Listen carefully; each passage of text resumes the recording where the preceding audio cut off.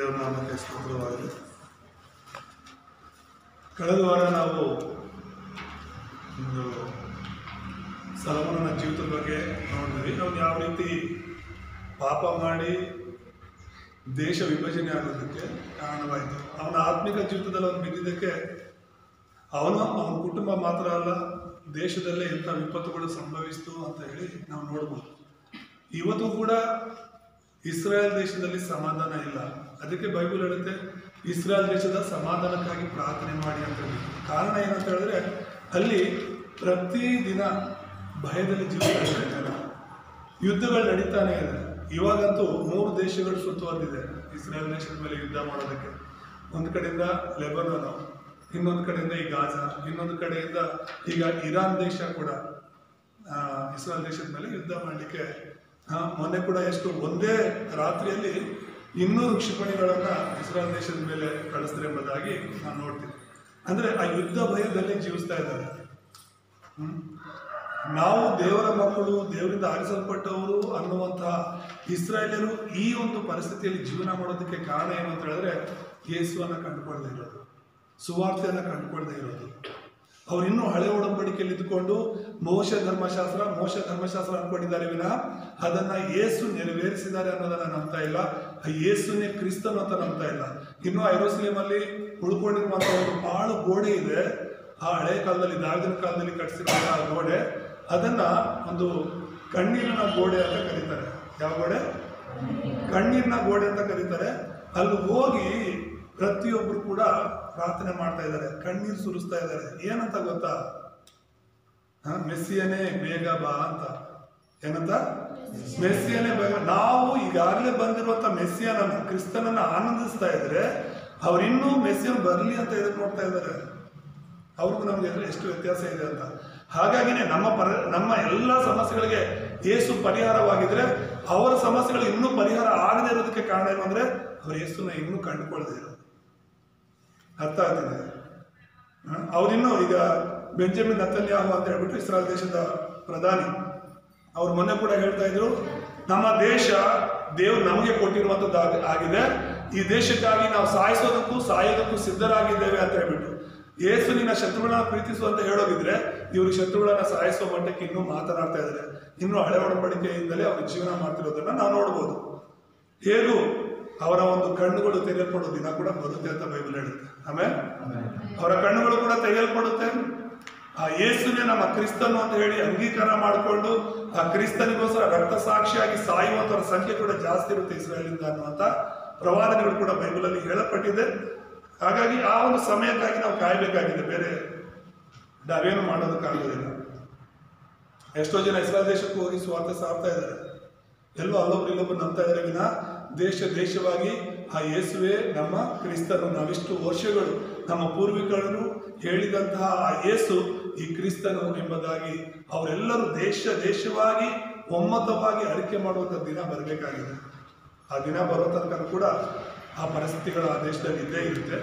ಇನ್ನೊಂದೇನಂತ ಹೇಳಿದ್ರೆ, ನಾವು ದೇವರ ಒಂದು ಪೌಲನ ಪತ್ರಿಕೆಗಳನ್ನು ನೋಡುವಾಗ ಇದು ಅನ್ಯ ಜನರ ಕಾಲ ಎಂಬುದಾಗಿ ನಾವು ನೋಡ್ತೀವಿ. ದೇವರು ಅನ್ಯ ಜನರಿಗೆ ಈ ಕೃಪೆಯ ಕಾಲವನ್ನು ಕೊಟ್ಟಿದ್ದಾರೆ. ಈ ಕೃಪೆಯ ಕಾಲದಲ್ಲಿ ಈ ದೇವರು ಅನ್ಯ ಜನರನ್ನ ದೇವರ ರಾಜ್ಯದ ಕಡೆಗೆ ನಡೆಸ್ತಾ ಇದ್ದಾರೆ. ಅಲ್ಲಿರೋರು ಇನ್ನೂ ಯೇಸುವನ್ನ ಕಂಡುಕೊಳ್ಳಿಕ್ಕೆ ಆಗ್ತಾ ಇಲ್ಲ. ಅದನ್ನೇ ನಾವು ನೋಡ್ತೀವಿ.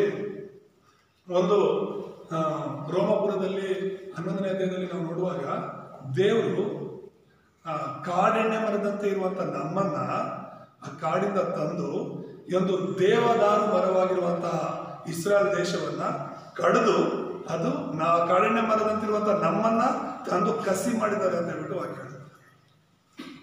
ಆಮೇಲೆ ಅರ್ಥ ಆಗ್ತದೆ ಹೇಳ್ತಿರೋದು. ಕಸಿ ಮಾಡೋದು ಗೊತ್ತಲ್ವಾ? ಗಿಡನ ಕಸಿ ಮಾಡ್ತಾರೆ ಗೊತ್ತಲ್ವಾ? ಸೊ ಇರುವಂತ ಗಿಡನ ಕಟ್ ಮಾಡಿಬಿಟ್ಟು ಬೇರೆ ಗಿಡನ ತಂದು ಅದರ ಚಿಗುರನ್ನ ಏನ್ ಮಾಡ್ತಾರೆ, ಇಲ್ಲಿ ಕಸಿ ಮಾಡಿ.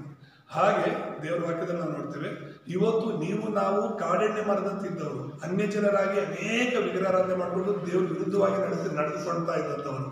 ಆದ್ರೆ ದೇವ್ರು ನಮ್ಮನ್ನ ಪ್ರೀತಿಸಿ ಇಲ್ಲಿ ಇವರು ದೇವರ ಒಡಂಬಡಿಕೆಯನ್ನ ಬಿಟ್ಟದ್ರಿಂದ, ದೇವರನ್ನ ಕಂಡುಕೊಳ್ಳದೆ ಇರೋದ್ರಿಂದ ಇವರ ಸಮಯ ಇನ್ನು ಮುಂದೂಡಿ ಏನ್ ಮಾಡಿದ್ದಾರೆ, ಕಟ್ ಮಾಡಿಬಿಟ್ಟು ನಮ್ಮನ್ನಲ್ಲಿ ಅಂಟಿಸಿದ್ದಾರೆ. ದೇವರ ನಾಮಕ್ಕೆ ಸ್ತೋತ್ರ. ಹಾಗಾಗಿ ದೇವರು ಹೇಳ್ತಾರೆ ಅಲ್ಲಿ ಒಂದು ಮಾತು ಏನಂತ ಹೇಳಿದ್ರೆ, ಸ್ವಂತ ಮರವನ್ನೇ ಕಟ್ ಮಾಡಿರ್ಬೇಕಾದ್ರೆ ಇನ್ನು ನೀವು ಕಾಡಿಣ್ಯ ಮರದಂತಿರುವಂಥವ್ರು, ನಿಮ್ಮನ್ನ ತಂದು ದೇವರು ತನ್ನ ಕೃಪೆಯಿಂದ ಪ್ರೀತಿಯಿಂದ ಆತನೊಂದು ಒಡಂಬಡಿಕೆ ನಿಲ್ಲಿಸಿದಾರೆ ಅಂತ ಹೇಳಿದ್ರೆ ನೀವು ಹೆಚ್ಚಿಸ್ಕೋಬೇಡಿ ಅಂತ. ಹಲ್ಲೆಲೂಯಾ. ಹಾಗಾಗಿ ನಮ್ಮ ಜೀವನದಲ್ಲಿ ಏನೇ ಬಂದರೂ ಕೂಡ ನಾವು ದೇವರ ವಾಕ್ಯವನ್ನು ಬಿಡಬಾರ್ದು, ದೇವರನ್ನ ಬಿಡಬಾರ್ದು ಅನ್ನೋದನ್ನ ಅರ್ಥ ಮಾಡ್ಕೊಳ್ಬೇಕಾಗಿದೆ. ಸೊಲೊಮೋನನ ಆ ರೀತಿ ಮಾಡಿ ಅವನು ದೇಶದಲ್ಲಿ ಅಸಮಾಧಾನವನ್ನು ಮಾಡಿದ. ಎಷ್ಟು ಮಟ್ಟಿಗೆ ಅಂತ ಹೇಳಿದ್ರೆ, ಇಸ್ರಾಯೇಲ್ ದೇಶ ಬೇರೆ ದೇಶಗಳಲ್ಲಿ ಯುದ್ಧ ಮಾಡಬೇಕಾಗಿತ್ತು, ಅಂಥದ್ರಲ್ಲಿ ಇಸ್ರಾಯೇಲ್ ದೇಶ ಎರಡಾಗ್ಬಿಟ್ಟು ಒಂದು ಇಸ್ರಾಯೇಲ್ ಇನ್ನೊಂದು ಯೂದಾ ದೇಶವಾಗಿ ಮಾರ್ಪಟ್ಟು ಅವರವರೇ ಜಗಳ ಆಡುವಷ್ಟು ಮಟ್ಟಿಗೆ ಇಸ್ರಾಯೇಲ್ ರಾಜರು ಮತ್ತೆ ಯಹೂದ ದೇಶದ ರಾಜರು ಅವರವರೇ ಜಗಳ ಮಾಡಿಕೊಂಡು ಸಾಯ್ತಾ ಇದ್ರು. ಅದಕ್ಕೆ ಕಾರಣ ಏನು? ಅವರು ಸತ್ಯನ ಅರ್ಥ ಮಾಡ್ಕೊಳ್ಳದೆ ಇರೋದು. ಸೈತಾನ ಯಾವ ರೀತಿ ಜನರನ್ನ ಯಾಮರಿಸ್ತಾನೆ. ನಿನ್ನೆ ಕೂಡ ಚಿಕ್ಕಮಗಳದೊಂದು ಪ್ರೇಯರ್ ಇತ್ತು ಶನಿವಾರ, ಅದರಲ್ಲಿ ಆಸ್ಟ್ರೇಲಿಯಾದಿಂದ ಒಬ್ಬ ಸಿಸ್ಟರ್ ಹೇಳ್ತಾ ಇದ್ರು, ಸೈತಾನನು ಪ್ರತಿಯೊಂದು ಅವಕಾಶವನ್ನು ಕೂಡ ಹುಡುಕ್ತಾ ಇರ್ತಾನೆ, ಅದರಲ್ಲೂ ಕೂಡ ದೇವರ ಮಕ್ಕಳನ್ನ ಯಾವ ರೀತಿ ಬೀಳಿಸ್ಬೇಕು ಅಂತ ಹೇಳಿ ಹುಡುಕ್ತಾ ಇರ್ತಾನೆ. ಅನ್ಯ ಜನರೆಲ್ಲರೂ ಕೂಡ ಸೈತಾನ ಮಕ್ಕಳಾಗಿರೋದ್ರಿಂದ ಅವ್ರ ಬಗ್ಗೆ ಜಾಸ್ತಿ ಸೈತಾನ ತಲೆ ಕೆಡಿಸ್ಕೊಳ್ಳೋದಿಲ್ಲ. ಸೈತಾನನು ಹುಡುಕ್ತಾ ತಿರುಗ್ತಾ ಇರೋದು ಯಾರನ್ನ ಅಂತ ಹೇಳಿದ್ರೆ ದೇವರಲ್ಲಿರುವವನ್ನ. ನೀನು ಯೇಸುವಲ್ಲಿರೋದು ಸೈತಾನನಿಗೆ ಸ್ವಲ್ಪನೂ ಇಷ್ಟ ಇಲ್ಲ, ನೀನು ಪ್ರಾರ್ಥನೆ ಮಾಡೋದು ಸೈತಾನಿಗೆ ಇಷ್ಟ ಇಲ್ಲ, ನೀನು ವಾಕ್ಯ ಓದೋದು ಸೈತಾನಿಗೆ ಇಷ್ಟ ಇಲ್ಲ. ನೀನು ಯೇಸುವಿನ ಮಗಳಾಗಿರೋದು ಯಾರಿಗಿಷ್ಟ ಇಲ್ಲ? ಸೈತಾನಿಗೆ ಇಷ್ಟ ಇಲ್ಲ. ಹಾಗಾಗಿ ನಿನ್ನ ಪ್ರತಿಯೊಂದು ಮಾರ್ಗದಲ್ಲಿ ಕೂಡ ದೇವರು ಹೇಗೆ ಜೊತೆಲಿ ಇರ್ತಾರೋ ಸೈತಾನ ಕೂಡ ಅವಕಾಶಕ್ಕಾಗಿ ಕಾಯ್ತಾ ಇರ್ತಾನೆ. ಗರ್ಜಿಸೋ ಸಿಂಹದೋಪಾದಿಯಲ್ಲಿ ನಿನ್ನನ್ನು ಹುಡುಕ್ತಾ ಇದ್ದಾನೆ. ನೀನ್ ಯಾವಾಗ ದೇವರ ವಾಕ್ಯದಲ್ಲಿ ದೇವರಲ್ಲಿ ನಂಬಿಕೆಯನ್ನು ಕಳ್ಕೊಳ್ತಿರ್ತೀಯೋ ತಕ್ಷಣನೇ ಆ ಸೈತಾನ ಕಾರ್ಯ ಮಾಡ್ತಾನೆ. ನೀನ್ ನಂಬಿಕೆಯಲ್ಲಿದ್ದಾಗ ಸೈತಾನಿನ ಮುಟ್ಟಕ್ಕೂ ಆಗಲ್ಲ. ನೀನ್ ದೇವರು ಬಲವಾಗಿರುವಾಗ ಸೈತಾನಿನ ಬಳಿ ಬರೋದಕ್ಕೂ ಭಯ ಪಡ್ತಾನೆ. ನಾವು ಬಲಹೀನರಾದಾಗ ಮಾತ್ರನೇ ಸೈತಾನ ನಮ್ಮಲ್ಲಿ ಕಾರ್ಯ ಮಾಡ್ತಾನೆ. ನೀವು ಒಳಗಡೆ ಬಂದು ಅಲ್ಲ, ನಮ್ಮ ಸುತ್ತಲೂ ಸೈತಾನ ನಮ್ಮನ್ನ ಪಾಪದ ಬೀಳಿಸೋ ರೀತಿಯಲ್ಲಿ ಶೋಧನೆಗಳನ್ನು ತರ್ತಾನೆ. ನಾವು ದೇವ್ರ ಮಕ್ಕಳಾಗಿರೋದ್ರಿಂದ ನಮ್ಮ ಒಳಗಡೆ ಬರೋದಕ್ಕೆ ಅವನಿಗೆ ಸಾಧ್ಯ ಇಲ್ಲ, ಆದರೆ ನಮ್ಮ ಹೊರಗಡೆಯಿಂದ ನಾವು ಬೀಳೋ ಥರ ಮಾಡ್ತಾನೆ. ಅರ್ಥ ಆಗ್ತದೆ ಹೇಳ್ತಿರೋದು. ಸೊ ಹಾಗಾಗಿ ಸೊಲೊಮೋನನು ಮಾಡಿದಂಥ ತಪ್ಪಿನಿಂದಾಗಿ ಅವನ ಕುಟುಂಬ, ದೇಶ ಅನೇಕ ಕಷ್ಟಗಳನ್ನು ಅನುಭವಿಸಿತು. ನಮ್ಮಿಂದಾಗಿ ನಮ್ಮ ಕುಟುಂಬಕ್ಕೆ ಆಶೀರ್ವಾದ ಬರಬೇಕು, ನಮ್ಮಿಂದಾಗಿ ನಮ್ಮ ಸಭೆಗೆ ಆಶೀರ್ವಾದ ಬರಬೇಕು, ನಮ್ಮಿಂದಾಗಿ ನಮ್ಮ ಕುಟುಂಬ ನಮ್ಮ ಗ್ರಾಮಕ್ಕೆ ಆಶೀರ್ವಾದವಾಗಿರಬೇಕೇ ವಿನ ನಮ್ಮಿಂದ ಯಾರಿಗೂ ತೊಂದರೆ ಆಗೋ ರೀತಿಯಲ್ಲಿ ಇರಬಾರ್ದು. ಆಮೇಲೆ ಸೊ ಹಾಗಾಗಿ ಇವತ್ತು ಇಸ್ರಾಯೇಲ್ ದೇಶವನ್ನ 19 ರಾಜರು ಆಳ್ವಿಕೆ ಮಾಡ್ತಾರೆ. ಯೂದಾ ದೇಶವನ್ನ 20 ರಾಜರು ಆಳ್ವಿಕೆ ಮಾಡ್ತಾರೆ. 19-20 ಸರಿಸುಮಾರು 40 ರಾಜರುಗಳು ಇಸ್ರಾಯೇಲ್ ಇಡೀ ದೇಶವನ್ನು ಆಳ್ವಿಕೆ ಮಾಡ್ತಿರ್ತಾರೆ. ಆದರೆ ಆ ರಾಜರುಗಳಲ್ಲಿ ನೀವು ಓದುವಾಗ 1 ವರ್ಷ 2 ವರ್ಷ, 1 ಪೂರ್ವಕಾಲ ಇರುತ್ತಂತ, 2 ಪೂರ್ವಕಾಲ ಇರುತ್ತಂತ, ಆ 4 ಪುಸ್ತಕಗಳನ್ನು ಓದುವಾಗ ಅದರಲ್ಲಿ ಇರೋದೆಲ್ಲ ಏನು ಅಂತ ಹೇಳಿದ್ರೆ ಅವ್ರು ಮಾಡಿರುವಂಥ ಒಳ್ಳೆ ಕಾರ್ಯಗಳಿಗಿಂತ ಪಾಪದ ಕಾರ್ಯಗಳೇ ಹೆಚ್ಚು. ರಾಜರುಗಳಾಗಿದ್ದು ದೇಶವನ್ನ ಸರಿಯಾದ ರೀತಿಯಲ್ಲಿ ಪರಿಪಾಲನೆ ಮಾಡಿ ದೇವರ ಭಯಭಕ್ತಿ ನಡೆಸಬೇಕಾಗಿರುವಂತಹ ರಾಜರುಗಳೇ ಪಾಪ ಮಾಡಿ ವಿಗ್ರಹಾರಾಧನೆ ಮಾಡಿ ಅವ್ರ ಮಕ್ಕಳಿಗೆ ವಿಗ್ರಹಗಳಿಗೆ ಬಲಿ ಕೊಟ್ಟು ಅನೇಕ ದೇವರಿಗೆ ವಿರೋಧವಾದ ಕಾರ್ಯಗಳನ್ನು ಮಾಡ್ತಾರೆ. ಯಾವ ರಾಜನ ಬಗ್ಗೆ ನೋಡಿದ್ರು ಕೂಡ ಇವನು ದೇವರ ವಿರುದ್ಧವಾಗಿ ಪಾಪ ಮಾಡಿದ, ಇವನು ದಾವಿದನ ಮಾರ್ಗದಲ್ಲಿ ನಡೆದೆ, ಅವನ ಇಷ್ಟದ ಮಾರ್ಗದಲ್ಲಿ ನಡೆದ ಅಂತ ಹೇಳಿನೇ ಇದೆ. ಇವನು ಯೆಹೋವನನ್ನ ರೇಗಿಸಿದರು ಎಂಬುದಾಗಿದೆ. ಯಾರು? ರಾಜರುಗಳು. ದೇವ್ರನ್ನ ರೇಗಿಸೋದು, ದೇವ್ರನ್ನ ಕೋಪ ಬರೆಸೋದು ಅವರ ನಡೆ ನುಡಿಯಿಂದ, ಅವರ ಕ್ರಿಯೆಗಳಿಂದ. ಇವತ್ತು ನನ್ನನ್ನ ಹೋಲಿಸ್ಕೊಳ್ತಾರೆ.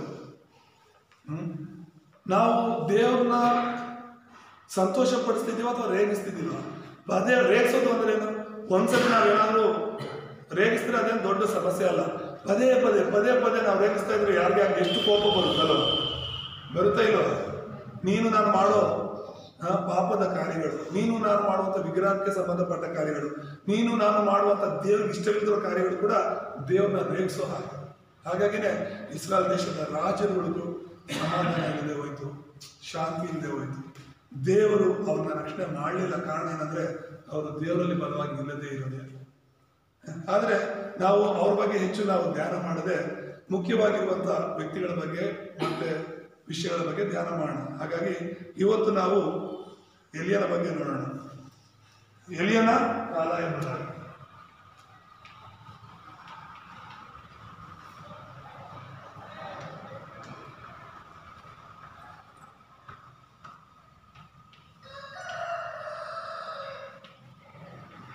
ಎಲಿಯನ ಕಾಲ ಮತ್ತು ಆತನ ಸೇವೆ ಅಂತ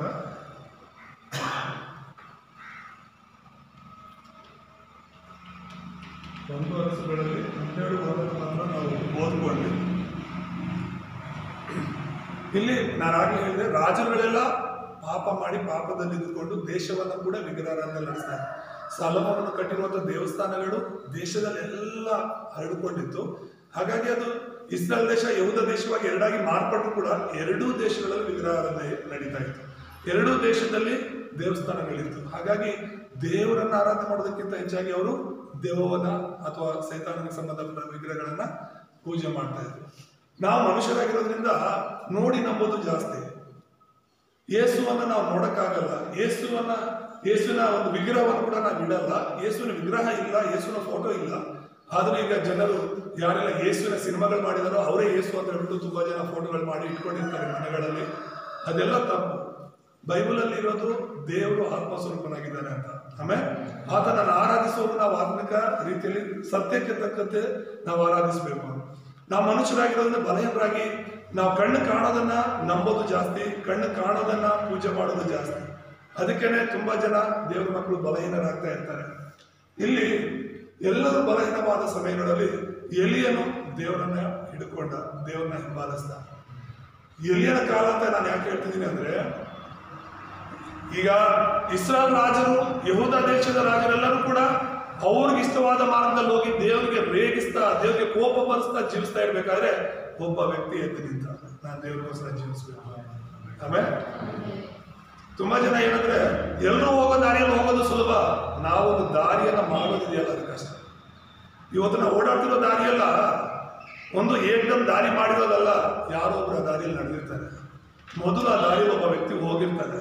ಹೋಗ್ತಾ ಬರ್ತಾ ಅಲ್ಲಿ ದಾರಿ ಇದೆ ಅಂತ ಹೇಳ್ಬಿಟ್ಟು ಮತ್ತೊಬ್ರು ಹೋಗ್ತಾರೆ, ಅಲ್ಲಿ ದಾರಿ ಇದೆ ಅಂತ ಹೇಳ್ಬಿಟ್ಟು ಇನ್ನೊಬ್ರು ಹೋಗ್ತಾರೆ. ಮೊದಲನೇ ವ್ಯಕ್ತಿ ಆ ದಾರಿಯಲ್ಲಿ ಹೋಗೇ ಇಲ್ಲ ಅಂತ ಹೇಳಿದ್ರೆ ದಾರಿ ಹೇಗಾಗುತ್ತದೆ? ಇಸ್ರಾಯೇಲ್ ರಾಜರುಗಳು, ಯಹೂದ ರಾಜರುಗಳೆಲ್ಲ ಅವ್ರಿಗೆ ಇಷ್ಟವಾದ ಮಾರ್ಗದಲ್ಲಿ ಹೋಗ್ತಾ ಇದ್ದಾರೆ, ದೇವ್ರಿಗೆ ಇಷ್ಟವಾದ ಮಾರ್ಗದಲ್ಲಿ ಒಬ್ಬ ವ್ಯಕ್ತಿ ಹೋಗೋದಕ್ಕೆ ತೀರ್ಮಾನ ಮಾಡಿ. ಆಮೇಲೆ ಹಾಗಾಗಿ ನಿಮ್ಮ ನಮ್ಮ ಕುಟುಂಬಗಳಲ್ಲಿ, ಮನೆಗಳಲ್ಲಿ, ಗ್ರಾಮಗಳಲ್ಲಿ ಯಾರು ಯಾವ ದಾರಿಯಲ್ಲಿ ಹೋಗ್ತಾ ಇದ್ದಾರೆ ಅನ್ನೋದಕ್ಕಿಂತ ನಾವು ದೇವ್ರಿಗೆ ಇಷ್ಟವಾದ ದಾರಿಯಲ್ಲಿ ಹೋಗ್ತಾ ಇದ್ದೀವ ಅನ್ನೋದು ನಾವು ಪರೀಕ್ಷಿಸ್ಕೊಳ್ಬೇಕಾಗಿದೆ. ನಾಶನಕ್ಕೆ ಹೋಗುವಂತ ದಾರಿ ಅಗಲವಾದದ್ದು, ಅದನ್ನ ಇಷ್ಟಪಟ್ಟು ಹೋಗೋದು ತುಂಬಾ ಜನ. ಅಗಲವಾದ ದಾರಿ ಅಂದ್ರೆ ಅವ್ರಿಗೆ ಇಷ್ಟವಾದ ರೀತಿಯಲ್ಲಿ ಬದುಕುವಂತ ದಾರಿ ಅದು. ನೀನ್ ಯಾಕೆ ಈ ತರ ಬದುಕ್ತಿದ್ಯಾ, ನೀನ್ ಯಾಕೆ ಈ ತರ ಇದೆಯಾ ಅಂತ ಹೇಳಿ. ಮೊನ್ನೆ ನಾವು ಬೆಂಗಳೂರು ಹೋಗಿ ಬರ್ತಾ ಇದ್ವಿ. ಆ ಎಕ್ಸ್ಪ್ರೆಸ್ ದಾರಿ ಅಂತ ಮೈಸೂರಿಂದ ಬೆಂಗಳೂರು ತನಕ ಮಾಡಿದಾರಲ್ಲ, ಅದು ಆಕ್ಚುಲಿ ಸ್ಪೀಡ್ ಲಿಮಿಟ್ ಅನ್ನೋದು ಇರ್ಲಿಲ್ಲ.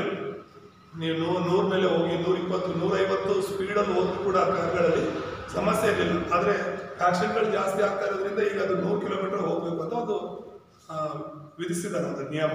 ಎಲ್ಲ ಕಡೆ CC ಕ್ಯಾಮ್ರಾ ಹಾಕಿದ್ದಾರೆ. ಅದಕ್ಕಿಂತ ಜಾಸ್ತಿ ಹೋಗ್ಬೋದು. ನಮ್ಮ ಕಾರ್ ಹತ್ರ ಹೋದಂಗೆ ಅಲ್ಲೇ ತೋರಿಸುತ್ತೆ ನಮ್ಮ ಸ್ಪೀಡ್ ಎಷ್ಟು ಹೋಗ್ತಿದೆ ಅಂತ. ಸ್ಪೀಡ್ ಓವರ್ ಸ್ಪೀಡ್ ಹೋಗ್ತಿದ್ವಿ ಅಂದರೆ ಆಗ ರೆಡ್ಡಲ್ಲಿ ಬರುತ್ತೆ. 80ರಲ್ಲಿ ಅಂದರೆ 80ರಲ್ಲಿ ಹೋಗ್ಬೇಕು, 100 ಅಂದರೆ 100ರಲ್ಲಿ ಹೋಗ್ಬೇಕು. ಯಾಕಿದನ್ನ ಹೇಳ್ತಾ ಇದ್ದೀನಿ ಅಂತ ಹೇಳಿದ್ರೆ, ಅಗಲವಾದ ಮಾರ್ಗ ಇದ್ದಾಗ ಅವ್ರ ಇಷ್ಟಕ್ಕೆ ಹೋಗ್ತಾರೆ, ಅದು ದುಡ್ಡಿರೋರು. ನಾವು ಆ ಒಂದು ಮೀಟರ್ನ ನೋಡ್ಕೊಂಡು, ಸ್ಪೀಡ್ ಮೀಟರ್ನ ಕರೆಕ್ಟಾಗಿ ಸ್ಪೀಡ್ ಮೇಂಟೈನ್ ಮಾಡ್ಕೊಂಡು ಹೋಗ್ತಾ ಇದ್ದೇವೆ. ಆದರೆ ಬೇರೆಯವರೆಲ್ಲ ಏನು ಬರೋದು ಹೋಗ್ತಾನೆ ಇರ್ತಾರೆ. ಅವ್ರಿಗೆ 1000 ರೂಪಾಯಿ ಯಾವ ಲೆಕ್ಕ? ಸ್ಪೀಡ್ ಲಿಮಿಟ್ 1000 ಮೇಲೆ ಹೋದ್ರೆ 1000 ರೂಪಾಯಿ, ಅಂದ್ರೆ 100 ಮೇಲೆ ಹೋದ್ರೆ 1000 ರೂಪಾಯಿ ದಂಡ. ಅವ್ರಿಗೆ ಸಮಯ ಮುಖ್ಯ ಆಗುತ್ತೆ, ಬೇಗ ಹೋಗೋದು ಮುಖ್ಯ ಆಗುತ್ತೆ 1000 ರೂಪಾಯಿಗಿಂತ. ಹಾಗಾಗಿ ಅವರು ಸ್ಪೀಡಾಗಿ ಹೋಗ್ತಿರ್ತಾರೆ, ಅಲ್ಲಿ ಓವರ್ ಸ್ಪೀಡ್ ತೋರಿಸ್ತಾ ಇರುತ್ತೆ. ತಕ್ಷಣ ಅವ್ರ ಫೋನ್ಗೆ ಮೆಸೇಜ್ ಹೋಗುತ್ತೆ, ಈ ಥರ ಇಂಥ ಜಾಗದಲ್ಲಿ ಓವರ್ ಸ್ಪೀಡ್ ಹೋಗಿದ್ದೀರ ಅಂತ.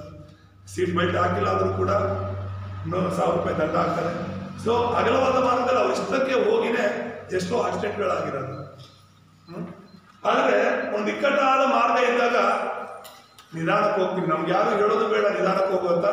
ರೋಡ್ ಸರಿ ಇಲ್ಲ ಅಂದಾಗ, ಇಕ್ಕಟ್ಟಾಗಿದ್ದಾಗ ನಾವೇ ಹಿಂದೆ ಮುಂದೆ ಎಲ್ಲ ನೋಡಿಕೊಂಡು ಜವಾಬ್ದಾರಿಯುತವಾಗಿ ಭಯದಿಂದ ಭಕ್ತಿಯಿಂದ ಹೋಗ್ತೀವಿ ಆ ದಾರಿ ಅಂತ.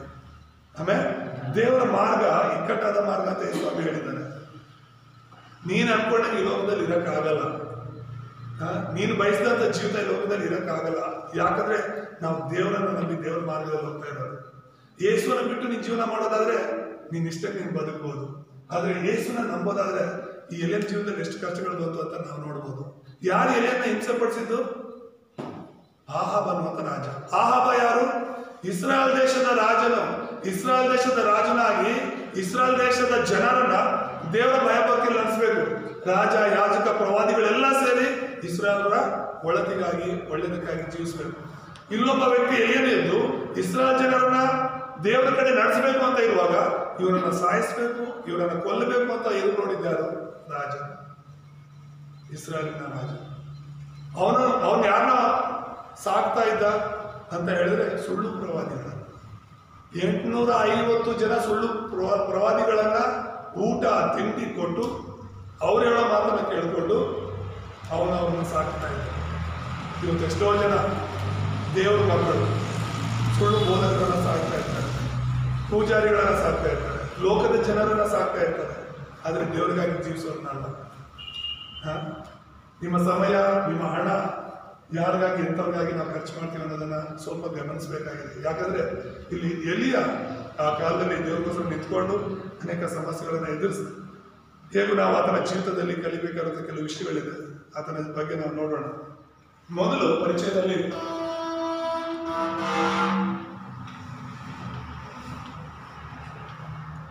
ಎಲಿಯನ ಹಿನ್ನೆಲೆ ಎಂಬುದಾಗಿ ನೋಡೋಣ. ಅಂದ್ರೆ ಎಲಿಯನು ಯಾವಾಗ ಹುಟ್ಟಿದ?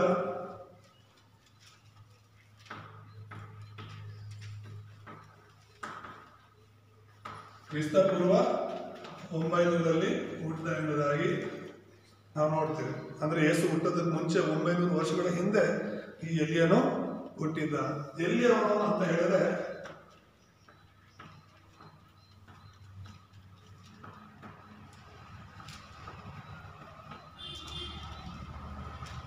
ಗಿಲ್ಯಾದಿನ ತಿಷ್ಬಿಯದವನು ಎಂಬುದಾಗಿ ನಾವು ನೋಡ್ತೇವೆ.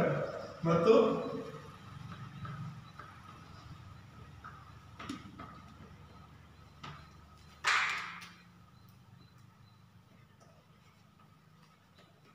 ಬೆಂಜಮಿನ್ ಕುಲದವನು ಎಂಬುದಾಗಿ ನಾವು ನೋಡ್ತೇವೆ. ಮತ್ತು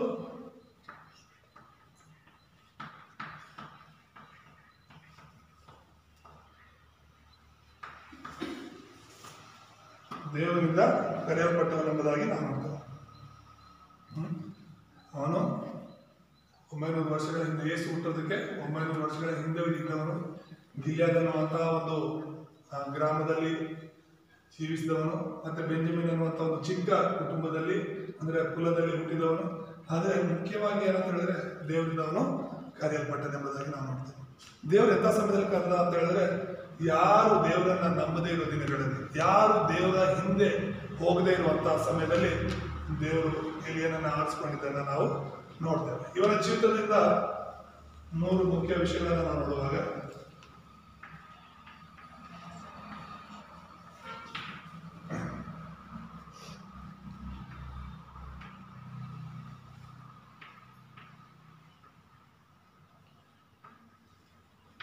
ಎಲಿಯನ ಜೀವನ ಮತ್ತು ಸೇವೆಯನ್ನು ನೋಡುವಾಗ, ಮೊದಲನೇದಾಗಿ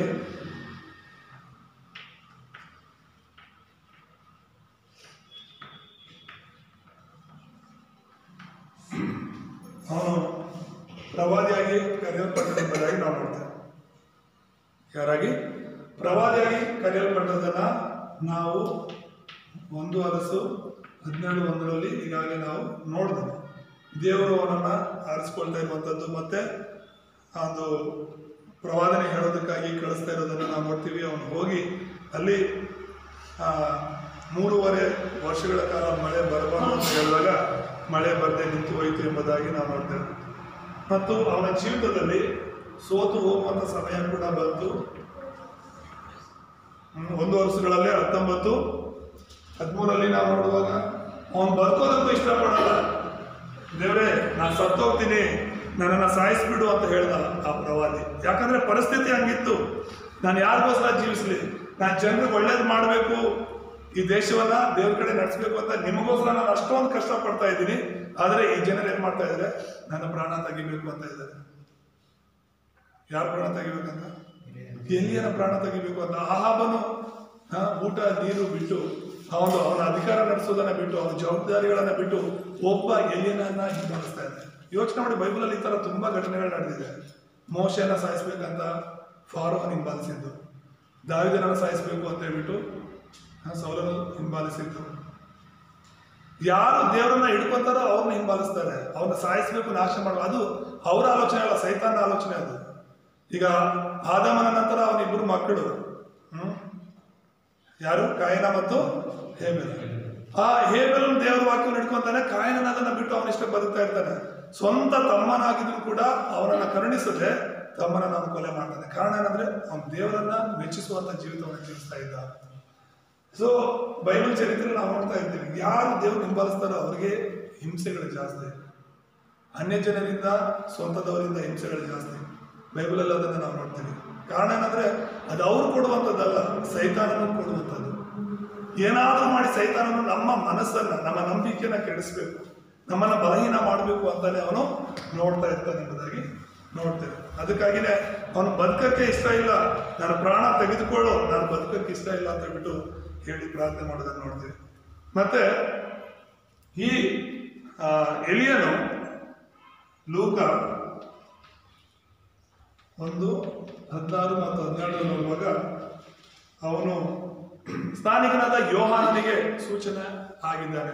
ಯಾವ ರೀತಿ ಎಲಿಯನು ಆ ಧೈರ್ಯಶಾಲಿಯಾಗಿ ದೇವರಿಗೋಸ್ಕರ ಬದುಕ್ತಾ ಇದ್ದೋ, ಪ್ರವಾದನೆಗಳ ಹೇಳಿದ್ನೋ, ಅದ್ಭುತಗಳನ್ನು ಮಾಡಿದ್ನೋ, ಅದೇ ರೀತಿಯಲ್ಲಿ ಯೋಹಾನನು, ಸ್ನಾನಿಕನಾದ ಯೋಹಾನನ ಹೊಸ ಒಡಂಬಡಿಕೆಯಲ್ಲಿ ಎಲಿಯನಂತ ಗುಣಗಳನ್ನು ಹೊಂದಿದ್ದ ಅಂತ ಹೇಳ್ಬಿಟ್ಟು ಲೂಕ 1:16-17 ನಾವು ನೋಡ್ತೇವೆ.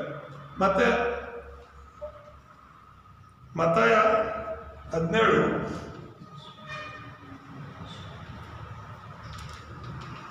1-9 ನಾವು ನೋಡುವಾಗ ಅಲ್ಲಿ ರೂಪಾಂತರ ಬೆಟ್ಟದಲ್ಲಿ ಎಲಿಯನು ಯೇಸುವಿನ ಜೊತೆ ಕಾಣಿಸ್ಕೊಳ್ತಾನೆ.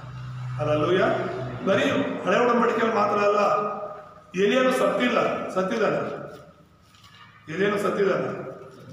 ಯೇಸುಗಿಂತ 900 ವರ್ಷಗಳ ಹಿಂದೆ ಹುಟ್ಟಿದ್ರು ಕೂಡ ಎಲಿಯನು ಸತ್ತಿಲ್ಲ.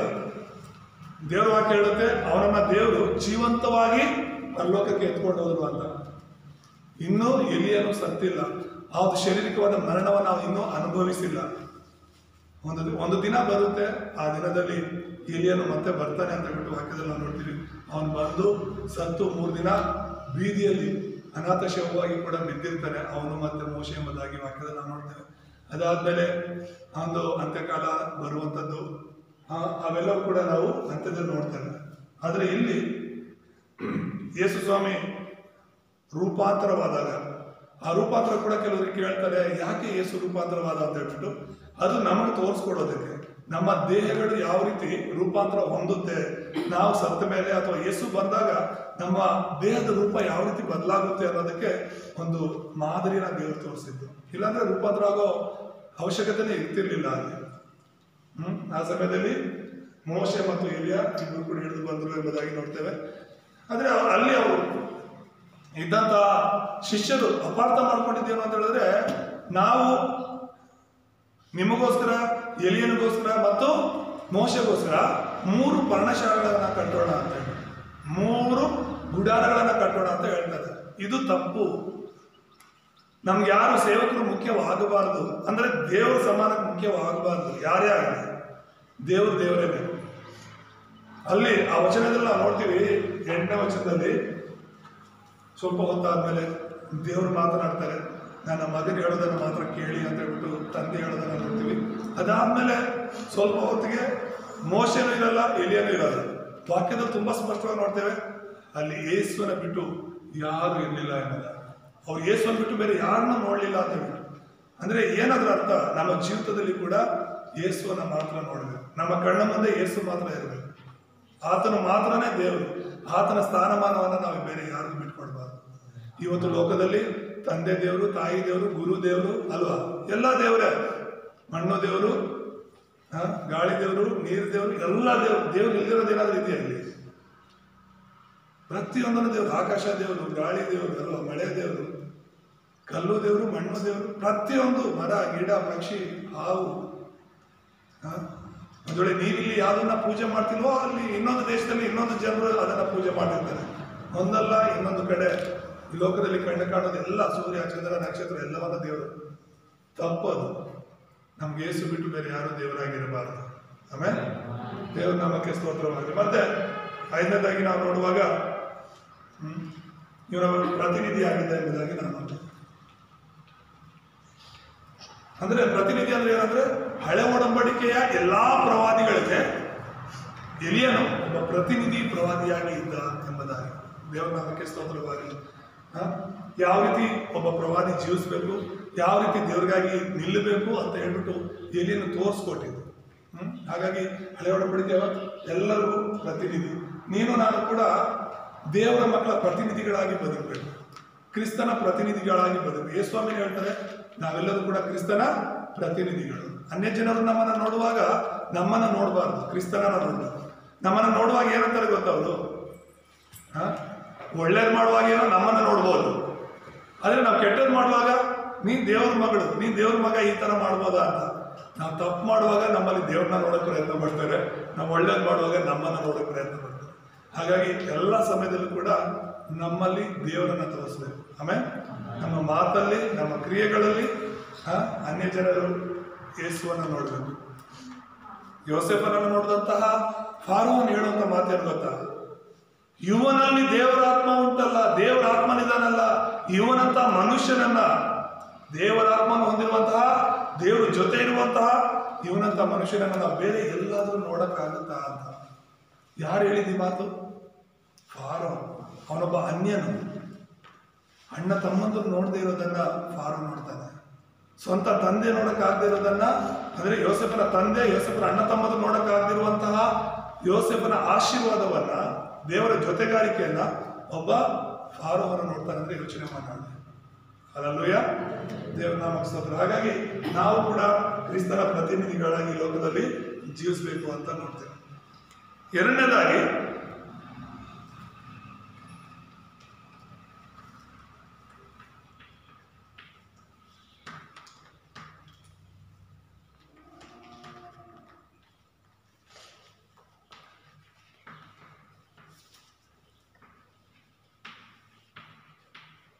ಎಲಿಯನು ಆತ್ಮಿಕ ಹೋರಾಟ ಮಾಡಿದ ಎಂಬುದಾಗಿ. ಅವನ ಕಾಲದಲ್ಲಿ, ಎಲಿಯನ ಕಾಲದಲ್ಲಿ ಅವನ ಸೇವೆ ಏನು ಅಂತ ಹೇಳಿದ್ರೆ ಆತ್ಮಿಕ ಹೋರಾಟ. ಇಲ್ಲಿರುವಂಥ ನಿಮ್ಮೆಲ್ಲರ ಒಂದು ಹೋರಾಟ ಏನು ಅಂದ್ರೆ ಆತ್ಮಿಕ ಹೋರಾಟ, ಶಾರೀರಿಕವಾದದ್ದಲ್ಲ.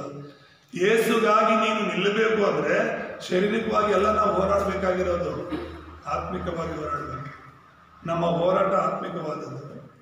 ಎಫೆಸಿ 6ನೇ ಅಧ್ಯಾಯದಲ್ಲಿ ಕೂಡ ನಾವು ನೋಡ್ತೀವಿ, ನಮ್ಮ ಹೋರಾಟ ಬಂದು ಈ ಲೋಕದಲ್ಲಿರುವಂತಹವರ ಮೇಲೆ ಅಲ್ಲ, ಮನುಷ್ಯರ ಮೇಲೆ ಅಲ್ಲ, ರಕ್ತ ಮಾಂಸಗಳ ಮೇಲೆ ಅಲ್ಲ, ಅಧಿಕಾರಿಗಳ ಮೇಲೆ ಅಲ್ಲ, ರಾಜರ ಮೇಲೆ ಅಲ್ಲ, ಆದ್ರೆ ವಾಯುಮಂಡಲದಲ್ಲಿ ಅಧಿಕಾರ ನಡೆಸುವಂತ ಸೈತಾನನ ಮೇಲೆ, ಅವನ ದುರಾತ್ಮಗಳ ಮೇಲೆ.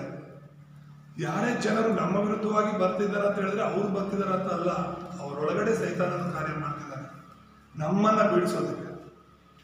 ಯಾರೇ ಇರಲಿ, ನಮ್ಮವರೇ ಇರಲಿ, ನಮ್ಮ ಕುಟುಂಬದವರೇ ಇರಲಿ, ಹೊರಗಡೆಯವರು ಇರಲಿ, ಒಂದು ವೇಳೆ ನಮಗೆ ವಿರುದ್ಧವಾಗಿ ಅವ್ರು ಏನೇ ಮಾಡ್ತಿದ್ದಾರೆ ಅಂದ್ರೂ ಕೂಡ ಅದು ಅವರಲ್ಲ, ಅವರಲ್ಲಿ ಸಾತಾನನ್ನು ಪ್ರೇರೇಪಿಸಿ ಮಾಡ್ತಿದ್ದಾರೆ ಅಂತ ಹೇಳ್ಬಿಟ್ಟು. ಹಾಗಾಗಿ ನಾವು ಅವ್ರನ್ನ ಶಪಿಸೋದ್ರಿಂದಲೋ, ಅವ್ರ ಮೇಲೆ ಜಗಳಾಡೋದ್ರಿಂದಲೋ, ಅವ್ರ ಮೇಲೆ ನಾವು ಸೇಡು ತೀರಿಸ್ಕೊಳ್ಳೋದ್ರಿಂದ ಪ್ರಯೋಜನ ಏನಿಲ್ಲ. ನಮ್ಮ ಹೋರಾಟ ಆತ್ಮಿಕವಾದದ್ದನ್ನು ನಾವು ಮರಿಬಾರ್ದೆಂಬುದಾಗಿ ನೋಡ್ತೇವೆ. ಹಲ್ಲೆಲೂಯಾ. ಹಾಗಾಗಿ ಇಲ್ಲಿ ಎಲಿಯನು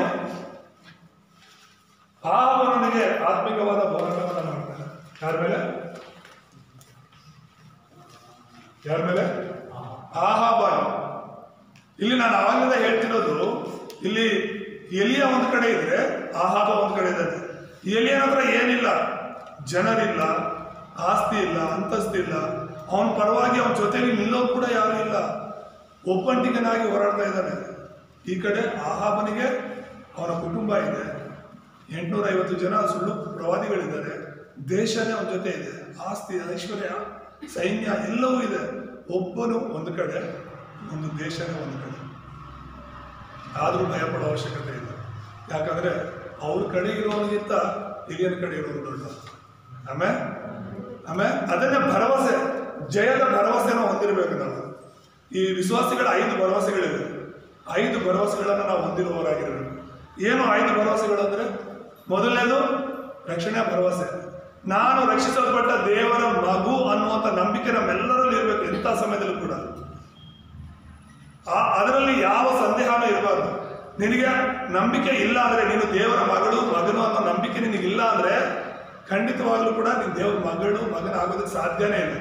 ನೀನೇ ಅದನ್ನು ನಂಬ್ತಿಲ್ಲ ಅಂದ್ರೆ ಎಲ್ಲಿ ನಿನಗೆ ರಕ್ಷಣೆ ಇದೆ ಅಂತ. ಹಾಗಾಗಿ ರಕ್ಷಣೆಯ ಭರವಸೆ ಇರಬೇಕು. ಎರಡನೇದಾಗಿ ಪವಿತ್ರಾತ್ಮನ ಮಾರ್ಗದರ್ಶನದ ಒಂದು ಭರವಸೆ ಇರಬೇಕು. ಪರಿಶುದ್ಧಾತ್ಮನ ನನ್ನ ಜೊತೆಯಲ್ಲಿ ನಡೆಸ್ತಿದ್ದಾನೆ ಅಂತ. ಮೂರನೇದಾಗಿ ಪ್ರಾರ್ಥನೆಗೆ ಉತ್ತರದ ಭರವಸೆ ಇರಬೇಕು. ಹಲ್ಲೆಲೂಯಾ. ನಾನು ಚಿಕ್ಕ ಪ್ರಾರ್ಥನೆ ದೊಡ್ಡ ಪ್ರಾರ್ಥನೆ, ನಾನು ಯೇಸು ಹೆಸರಲ್ಲಿ ಪ್ರಾರ್ಥನೆ ಮಾಡಿದ್ರೆ ದೇವರ ಮಗುವಾಗಿರುವಂತ ನನ್ನ ಪ್ರಾರ್ಥನೆನ ದೇವ್ರು ಕೇಳ್ತಾನೆ, ಉತ್ತರ ಕೊಡ್ತಾನೆ ಅನ್ನೋ ಭರವಸೆಯೊಂದಿಗೆ ನಾವು ಪ್ರಾರ್ಥನೆ ಮಾಡ್ತೇವೆ. ಆಮೇಲೆ ದೇವ್ರ ನಾಮಕ್ಕೆ ಸ್ತೋತ್ರವಾಗಲಿ. ಅದಾದ್ಮೇಲೆ ಖಂಡಿತವಾಗ್ಲೂ ಕೂಡ ಪಾಪ ಪರಿಹಾರದ ಒಂದು ಭರವಸೆ ಇರಬೇಕು. ಇನ್ನು ನಾನು ಪಾಪಿ ಅಂತಲ್ಲ, ದೇವರು ನನ್ನ ಪಾಪವನ್ನು ಕ್ಷಮಿಸಿದ್ದಾರೆ, ನನ್ನನ್ನು ನೀತಿವಂತನಾಗಿ ಮಾರ್ಪಡಿಸಿದ್ದಾರೆ ಅನ್ನುವಂಥ ಭರವಸೆ ಇರಬೇಕು. ನಾವು ಇನ್ನೂ ಪಾಪಿಗಳಾಗಿದ್ರೆ ಮತ್ತೆ ನಾವು ಪರಿಶುದ್ಧರಾಗೋದು ಯಾವಾಗ, ನೀತಿವಂತರಾಗೋದು ಯಾವಾಗ? ಪಾಪಿಗಳಾಗಿನೇ ಸಾಯ್ತೀವಿ. ನಾವು ಮನಸ್ಸು ಪೂರ್ತಿಯಾಗಿ ದೇವರ ಹತ್ರ ಒಪ್ಪಿಸ್ಕೊಟ್ಟಿದ್ದೀವ, ಎಲ್ಲವನ್ನು ಕೂಡ ಆತನ ರಕ್ತದಿಂದ ನಾವು ತೊಳೆಯಲ್ಪಟ್ಟಿದ್ದೀವಿ. ಆಮೇಲೆ ನಮ್ಮನ್ನ ಪರಿಶುದ್ಧರು ಮಾಡಿರೋದಕ್ಕಾಗಿ, ನಮ್ಮನ್ನ ನೀತಿವಂತನಾಗಿ ಮಾಡಿರೋದಕ್ಕಾಗಿ ದೇವರನ್ನ ಕೃತಜ್ಞತರಾಗಿರ್ಬೇಕಾಗಿದೆ. ಇನ್ನ ಯೇಸು ಕೈಲೂ ನಮ್ಮ ಪಾಪಗಳು ತೊಳೆಯಕ್ಕೆ ಆಗಲ್ಲ ಅಂದ್ರೆ ಇನ್ಯಾರ ಹತ್ರ ಆಗುತ್ತೆ? ಆಗಲ್ಲ. ಹಾಗಾಗಿ ಭರವಸೆ ಇರಬೇಕು, ಪಾಪ ಪರಿಹಾರವಾಗಿದೆ ಅನ್ನೋ ಭರವಸೆ. ಐದನೇದಾಗಿ ಕೊನೆಯದಾಗಿ ಜಯದ ಭರವಸೆ ಇರಬೇಕು. ಆಮೇಲೆ ಹಲ್ಲೆಲೂಯಾ. ನಿಮ್ಮ ಜೀವನದಲ್ಲಿ ಏನೇ ಹೋರಾಟಗಳಿರಲಿ ಅದನ್ನು ಆತ್ಮಿಕ ಹೋರಾಟವಾಗಿ ನೀವು ಮಾರ್ಪಡಿಸ್ಕೋಬೇಕು. ಇಲ್ಲಿ ಆಹಾಬನ ವಿರುದ್ಧವಾಗಿ ಎಲಿಯನು ಹೋರಾಡ್ತಾ ಇದ್ದ. ನಿನ್ನ ಜೀವನದಲ್ಲೂ ಕೂಡ ನೋಡೋದಕ್ಕೆ ಆಹಾಬ, ಆದರೆ ಅವನ ಹಿಂದೆ ಸೈತಾನನಿದ್ದಾನೆ, ಅವನ ಹಿಂದೆ ದುರಾತ್ಮಗಳಿದೆ, ಅವನ ಹಿಂದೆ ವಿಗ್ರಹಾರಾಧನೆಗಳಿದೆ. ನನ್ನ ಜೀವನದಲ್ಲೂ ಕೂಡ ನಾವು ಯಾರ ಹಿಂದೆ ಹೋರಾಡ್ತಿದೀವೋ, ಯಾರ ಜೊತೆ ಹೋರಾಡ್ತಿದೀವೋ ಆ ವ್ಯಕ್ತಿ ಅಲ್ಲ ಮುಖ್ಯ, ಅವರ ಹಿಂದೆ ಸೈತಾನನ ಕಾರ್ಯಗಳು, ಅದರ ಮೇಲೆ ನಾವು ಹೋರಾಡಬೇಕಾಗಿದೆ. ಹಾಗಾಗಿನೇ ನಮ್ಮ ಹೋರಾಟದು ಆತ್ಮಿಕವಾದದ್ದು ಅಂತ. ಸೊ ಈ ಆತ್ಮಿಕ ಹೋರಾಟದಲ್ಲಿ ನಾವು ನೋಡುವಾಗ 17:1 ನಾವು ನೋಡುವಾಗ 3.5 ವರ್ಷಗಳ ಕಾಲ ಮಳೆ ಬರಲ್ಲ ಅಂತ ಹೇಳ್ಬಿಟ್ಟು ಎಲಿಯನು ಹೇಳ್ತಾನೆ. ಅವನು ಮಳೆ ಬರಬಾರ್ದು ಅಂತ ಪ್ರಾರ್ಥನೆ ಮಾಡೋದು ಯಾರು? ಯಾಕೆ ಮಾಡಬೇಕಾಗಿತ್ತು? ದೇವರ ಸೇವಕರಾಗಿ ಇಸ್ರಾಯೇಲ್ ದೇಶವನ್ನ ದೇವರು ಆಶೀರ್ವದಿಸಲಿ ಅಂತ ಪ್ರಾರ್ಥನೆ ಮಾಡಬೇಕು. ಇವತ್ತು ನೀನು ನಾನು ಹಂಗೆ ತಾನೇ ಮಾಡ್ತಿದ್ದೆ, ಅಪ್ಪ ನಮ್ಮ ದೇಶನ ಆಶೀರ್ವಾದ. ಯಾಕೆ ಆಶೀರ್ವದಿಸ್ಬೇಕು? ನಮ್ಮ ದೇಶ ಆಶೀರ್ವದಿಸಿ ಸಮೃದ್ಧಿಯಾಗಿದ್ರೆ ಯೇಸುನ ಕಂಡುಕೊಡುತ್ತೆ ಅಂದ್ಕೊಂಡಿದ್ದೀರಾ? ಅಲ್ವಲ್ಲ. ಸೊ ಅದಕ್ಕೆ ಆತ್ಮಿಕವಾಗಿ ಯೋಚನೆ ಮಾಡಬೇಕು ಅಂತ ಹೇಳ್ತಿರೋದು. ನಮ್ಮ ದೇಶ ಎಷ್ಟು ಸಮೃದ್ಧಿಯಾಗಿರುತ್ತೋ ಅಷ್ಟು ಇನ್ನೂ ಅಧಿಕವಾದ ಪಾಪದಲ್ಲಿ ಬೀಳೋದಕ್ಕೆ ಸಾಧ್ಯ ಇದೆ, ಇನ್ನೂ ಅಧಿಕವಾಗಿ. ಯಾಕಂದ್ರೆ ಅವ್ರು ಅನ್ಕೊಳ್ಳೋದು ನಮ್ಮ ಯೇಸು ಅಥವಾ ನಾವು ಸಭೆಯಲ್ಲಿ ಪ್ರಾರ್ಥನೆ ಮಾಡ್ತಿರೋದಕ್ಕೋಸ್ಕರ ಆಶೀರ್ವಾದ ಮಾಡೋದಂತ ಅನ್ಯ ಜನರು ನಂಬಲ್ವಲ್ಲ. ಅವ್ರು ಅನ್ಕೊಳ್ಳೋದು ನಮ್ಮ ದೇವ್ರು ನಮ್ಮನ್ನ ಕಾಪಾಡ್ತಿದ್ದಾರೆ, ರಕ್ಷಣೆ ಮಾಡ್ತಿದ್ದಾರೆ, ನಾವು ಕೇಳೋದೆಲ್ಲ ಮಾಡ್ತಿರೋ ಪೂಜೆಗಳೆಲ್ಲ ಫಲಿಸ್ತಾ ಇದೆ ಅಂತ ಹೇಳ್ಬಿಟ್ಟು ಇನ್ನೂ ದೊಡ್ಡ ದೊಡ್ಡ ದೇವಸ್ಥಾನಗಳನ್ನ ಕಟ್ಟಿಸಿ ದೇವರಿಗೆ ವಿರುದ್ಧವಾದ ಕಾರ್ಯಗಳನ್ನು ಮಾಡ್ತಾರೆ. ಹಾಗಾಗಿ ನಮ್ಮ ದೇಶವನ್ನು ಆಶೀರ್ವದಿಸುವಂತಲ್ಲ, ಸರಿಯಾದ ಪ್ರಾರ್ಥನೆ ಮಾಡಿ ಅಂತ ಹೇಳೋದು ಅದಕ್ಕೋಸ್ಕರ. ಸರಿಯಾದ ಪ್ರಾರ್ಥನೆ ಅಂದ್ರೆ ಏನು? ಸೈತಾನನ ಶಕ್ತಿಗಳು ಮುರಿಯಲ್ಪಡಲಿ ಅಂತ ಪ್ರಾರ್ಥನೆ ಮಾಡಿ, ವಿಗ್ರಹಾರಾಧನ ಶಕ್ತಿ ಮುರಿಯಲ್ಪಡಲಿ ಅಂತ ಪ್ರಾರ್ಥನೆ ಮಾಡಿ, ಈ ಜನರನ್ನ ಭಯಪಡಿಸಿ ಆ ಒಂದು ಮಾಟ ಮಂತ್ರ ಕಣಿ ಈ ಒಂದು ಜ್ಯೋತಿಷ್ಯ ಈ ತರದೊಂದು ಮೂಢನಂಬಿಕೆಗಳಲ್ಲಿ ಬಂಧನವಾಗಿರುವಂತಹ ಬಂಧನಗಳನ್ನ ನಾವು ಮುರಿಬೇಕು. ಅವರ ಕಣ್ಣುಗಳು, ಜನರ ಆತ್ಮಿಕ ಕಣ್ಣುಗಳು ತೆರೀಬೇಕು. ಅದಕ್ಕಾಗಿ ನಾವು ಪ್ರಾರ್ಥನೆ ಮಾಡಬೇಕಾದ. ಇಲ್ಲಿ ಎಲಿಯ ಇಸ್ರಾಯೇಲ್ ದೇಶಕ್ಕೆ ಆಶೀರ್ವಾದವಾಗಿರ್ಬೇಕಾಗಿರೋನು ಇಲ್ಲಿ ಆ ಒಂದು ದೇಶದ ಮೇಲೆ ಮಳೆ ಬೀರಬಾರದು ಅಂತ ಪ್ರಾರ್ಥನೆ ಮಾಡ್ತಾರೆ. 3.5 ವರ್ಷಗಳ ಕಾಲ ಮಳೆ ಇಲ್ಲ. ಎಲ್ಲಾದ್ರೂ ನೀರು ಸಿಗುತ್ತಾ ಅಂತ ಹೇಳ್ಬಿಟ್ಟು ಆಹಾಬನೇ ಹುಡ್ಕೊಂಡು ಹೋಗುವಂತ ಪರಿಸ್ಥಿತಿ ಬಂತು ಅಂದ್ರೆ ಯೋಚನೆ ಮಾಡಿ ನೋಡಿ.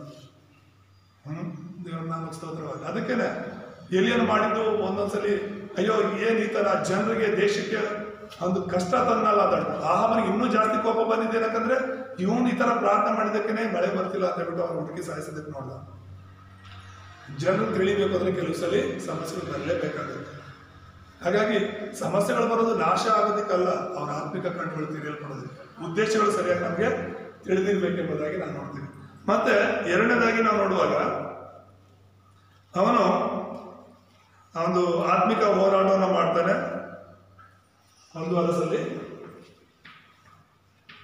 18ನೇ ಅಧ್ಯಾಯ 16ರಿಂದ ನಾವು ನೋಡುವಾಗ ಯೋಚನೆಗಳನ್ನ ಒಂದು ವೇಳೆ ನೀವು ಮನೆಗೆ ಹೋಗಿ ಧ್ಯಾನ ಮಾಡಿ, ಸಮಯ ಆಗೋದ್ರಿಂದ ಎಲ್ಲವನ್ನು ಓದಿ ಹೇಳೋದಕ್ಕೆ ಆಗೋದಿಲ್ಲ. ಸೊ ಇಲ್ಲಿ ಅವನು ಆ ಕಾರ್ಮೆಲ್ ಬೆಟ್ಟದ ಮೇಲೆ ಹೋಗ್ತಾನೆ. ಈ 850 ಜನ ಸುಳ್ಳು ಬೋಧಕರು ಒಂದು ಕಡೆ ಇದ್ರೆ, ಇವನೊಂದು ಕಡೆ ಒಂದು ದೊಡ್ಡ ಹೋರಾಟ ನಡೆಯುತ್ತಾನೆ. ಒಂದು ಆತ್ಮಿಕ ಹೋರಾಟ, ನಿಮ್ಮ ದೇವರ ನಮ್ಮ ದೇವರ ಅಂತ ಹೇಳ್ಬಿಟ್ಟು ಅದು ಅವನೊಂದು ಕೋಪದಲ್ಲಿ ಆ ರೀತಿ ಒಂದು ಚಾಲೆಂಜ್ ಮಾಡ್ತಾನೆ. ಅದು ಸರಿ ಅಲ್ಲ, ಆದ್ರೂ ಕೂಡ ಬೇರೆ ದಾರಿ ಇರಲಿಲ್ಲ ಅವನಿಗೆ. ಯಾಕಂದ್ರೆ ಆ ಆಪ್ಷನ್ ತಗೊಳ್ಳೆ ಬೇರೆ ದಾರಿ ಇರಲಿಲ್ಲ ಅವನಿಗೆ ಆ ಬೆಟ್ಟದ ಮೇಲೆ. ಏನೋ ಇವನ್ ಕಡೆನೂ ಜನ ಇದ್ದಾರೆ ಅಂದ್ರೆ ಹಾಗೆಲ್ಲ ಹೀಗೆಲ್ಲ ಹೋರಾಡ್ಬೋದು. ಆದ್ರೆ ಅಂತ ಒಂದು ದೊಡ್ಡ ಸವಾಲನ್ನು ತೆಗೆದುಕೊಂಡು ಬೆಳಗಿಂದ ಮಧ್ಯಾಹ್ನ ತನಕ 850 ಜನ ಸುಳ್ಳು ಬೋಧಕರಿಗೆ ಸಮಯ ಕೊಟ್ಬಿಟ್ಟು ನೀವು ನಿಮ್ಮ ಒಂದು ಬಹಳ ಆಶೀರ್ವಾದ ದೇವರುಗಳನ್ನ ಪೂಜೆ ಮಾಡಿ ಈ ಒಂದು ನೀವು ಕಟ್ಟಿರುವಂತಹ ಬಲಿಪೀಠದ ಮೇಲೆ ಇಟ್ಟಿರುವಂತಹ ಬಲಿಯನ್ನ ನಿಮ್ಮ ದೇವರು ಏನಾದರೂ ಉತ್ತರ ಕೊಟ್ಟು ಬೆಂಕಿಯನ್ನು ಸುರಿಸೋದನ್ನ ದಹಿಸಿದ್ರೆ ನಿಮ್ಮ ದೇವರೇ ನಿಜವಾದ ದೇವರು ಅಂತ ನಾನು ಒಪ್ಕೊಳ್ತೀನಿ.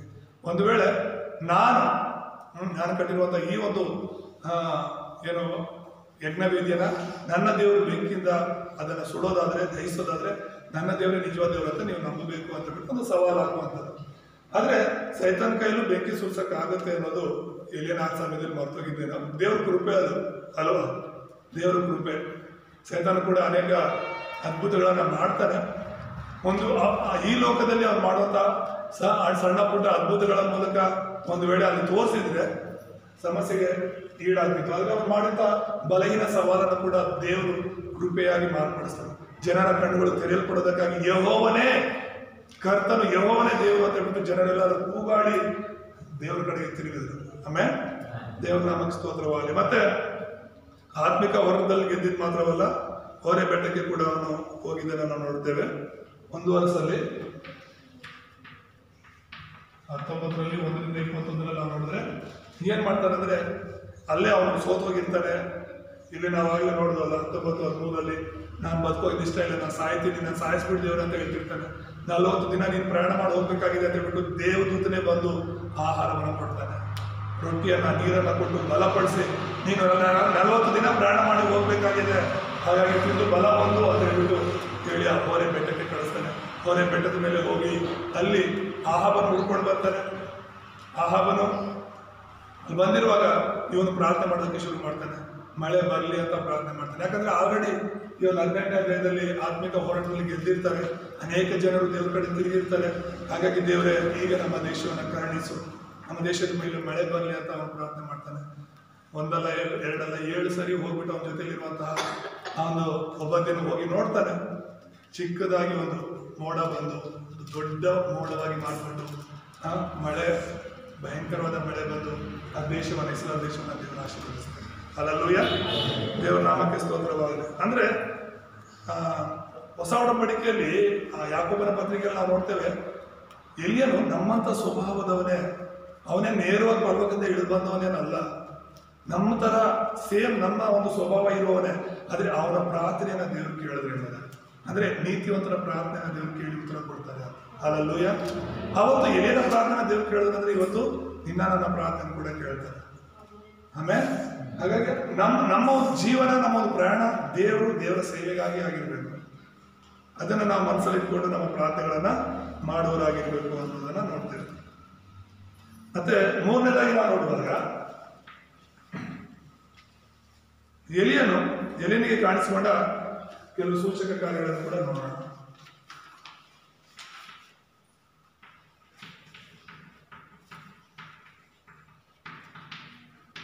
ದೇವರು ಅವನ ಕರೆದ್ರಿಂದ ಅವನ ಜೀವಿತದಲ್ಲಿ ಕೆಲವು ಅದ್ಭುತಗಳು, ಸೂಚಕ ಕಾರ್ಯಗಳು ಕೂಡ ನಡೀತು. ಅದು 1 ವರ್ಷ 17 14ರಿಂದ 16ರಲ್ಲಿ ನಾವು ನೋಡುವಾಗ ಅಲ್ಲಿ ವಿಧವೆಯ ಮಗನು ಸತ್ತೋಗಿರ್ತಾನೆ. ಆ ಚಾರತ್ತ ವಿಧವೆ ಈ ಒಂದು ಎಲಿಯನಿಗೆ ಊಟ ಬಡಿಸಿದವಳು, ಮಳೆ ಬರೋ ತನಕ ಕೂಡ ಊಟ ಬಡಿಸಿದಂತ ಆ ಹೆಂಗಸಿನ ಮನೆಯಲ್ಲಿ ಮಗನು ಸತ್ತೋಗ್ತಾನೆ. ಅವಳಿಗೆ ಏನಂತ ಹೇಳಿದ್ರೆ, ನಾನು ಪಾಪಿ, ವಿಧವೆ ಅಂದ್ರೆ ಗಂಡ ಸತ್ತಿರೋಳು, ಅವಳು ತಪ್ಪಾದ ಕೆಲಸಗಳಲ್ಲಿ ಇರ್ತಾಳೆ, ತಪ್ಪಾದ ಕಾರ್ಯಗಳನ್ನು ಮಾಡ್ತಿರ್ತಾಳೆ. ಹಾಗಾಗಿ ನಾನು ಪಾಪಿ, ನನ್ನ ಒಂದು ಪಾಪವನ್ನು ತಿಳಿಸೋದಕ್ಕೋಸ್ಕರ, ನನ್ನನ್ನು ಶಿಕ್ಷಿಸೋದಕ್ಕೋಸ್ಕರನೇ ನೀನು ನನ್ನ ಮನೆಗೆ ಬಂದಿದ್ಯಾ ಅಂತ ಹೇಳ್ಬಿಟ್ಟು ಎಲಿಯನಿಗೆ ಹೇಳೋದನ್ನ ನಾವು ನೋಡ್ತೀವಿ. ಯಾಕಂತ ಹೇಳಿದ್ರೆ ನನ್ನ ಮಗನ ಈ ಥರ ಸತ್ತೋಗಿದ್ದಾನೆ ಅಂತ. ಆದರೆ ಎಲಿಯನ್ ಬಂದು ಎಲಿಯನ ರೂಮ್ಗೆ ಕರ್ಕೊಂಡೋಗಿ ಅಲ್ಲಿ ಪ್ರಾರ್ಥನೆ ಮಾಡೋದ್ರ ಮೂಲಕ ಅವನನ್ನು ಬದಲಿಸ್ತಾನೆ. ಹಲ್ಲೆಲೂಯ. ಮತ್ತೆ 2ನೇದಾಗಿ ನಾವು ನೋಡುವಾಗ ಅಲ್ಲ, ಇದು ಫಸ್ಟ್ ಬಂದ್ಬಿಟ್ಟು ಒಂದು ವಿಧವೆ ಅವನಿಗೆ ಊಟ ಬಡಿಸೋದು, ಇದ್ದಂತಹ ಎಣ್ಣೆ ಮತ್ತು ಹಿಟ್ಟು ತೀರಿ ಹೋಗದೆ ಅದು ಹಾಗೇನೆ ಇರೋದು. ಅವರೆಷ್ಟೇ ಅದನ್ನ ಉಪಯೋಗ ಮಾಡ್ತಾ ಇದ್ರು ಕೂಡ ಆ ಹಿಟ್ಟು ಮತ್ತೆ ಎಣ್ಣೆ ಹಾಗೇನೆ ಇತ್ತು ಎಂಬುದಾಗಿ ನಾವು ನೋಡ್ತೀವಿ. ಮತ್ತೆ 2ನೇ ಅದ್ಭುತ ಬಂದು ಈ ಒಂದು ಮಗನು ಸತ್ತಿರೋದನ್ನ ಎಬ್ಸಿರುವಂಥದ್ದು. 17ನೇ ಅಧ್ಯಾಯದಲ್ಲೇ 12ರಿಂದ 24 ನೋಡ್ಬೋದು. ಮತ್ತೆ ಮೂರನೇ ಒಂದು ಅದ್ಭುತವನ್ನು ನಾವು ನೋಡುವಾಗ ಮಳೆ ಬರುವಂತೆ ಮಾಡುವಂಥದ್ದು 18ರಲ್ಲಿ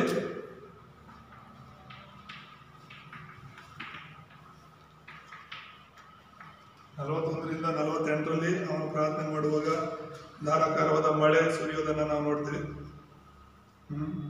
ಮತ್ತೆ 18ರಲ್ಲಿ